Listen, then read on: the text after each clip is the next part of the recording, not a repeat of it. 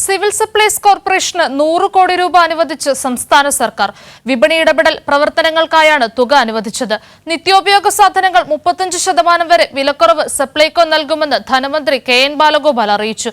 വിവരങ്ങളുമായി തിരുവനന്തപുരത്ത് നിന്നും ഷീജ ചേരുന്നുണ്ട്. ഷീജ, എന്തൊക്കെയാണ് വാർത്തയുടെ വിശദാംശങ്ങൾ?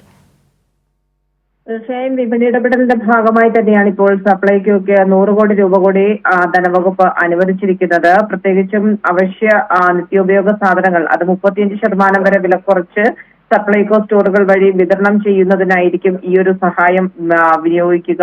ഓണത്തിന് മുന്നോടിയായി സാധനങ്ങൾ എത്തിക്കുന്ന സപ്ലയർമാർക്ക് തുക നൽകുന്നതിനടക്കം ഈ തുക വിനിയോഗിക്കാനാകുമെന്നും ധനവകുപ്പ് വ്യക്തമാക്കുന്നുണ്ട്. വിപണി ഇടപെടലിന് വേണ്ടി ഈ സാമ്പത്തിക വർഷത്തെ ബജറ്റിൽ വകയിരുത്തിയത് 205 കോടി രൂപയാണ്. കഴിഞ്ഞ സാമ്പത്തിക വർഷം ഇതേ ആവശ്യത്തിനായി ബജറ്റിൽ വകയിരുത്തൽ 205 കോടി രൂപയായിരുന്നെങ്കിൽ പോലും 391 കോടി രൂപ അനുവദിച്ചിരുന്നു. അതുകൊണ്ട് തന്നെ ആദ്യഘട്ടത്തിലായി ഈ ഒരു 100 കോടി രൂപ അനുവദിക്കുന്നു. തുടർന്നും വിപണി ഇടപെടലിന് വേണ്ടി ധനവകുപ്പിന്റെ കൂടുതൽ സഹായം ഉണ്ടാകും എന്ന് തന്നെയാണ് ധനവകുപ്പ് വ്യക്തമാക്കുന്നത്. ശരി ഷീജ, സിവിൽ സപ്ലൈസ് കോർപ്പറേഷന് 100 കോടി രൂപ അനുവദിച്ചിരിക്കുകയാണ് സംസ്ഥാന സർക്കാർ.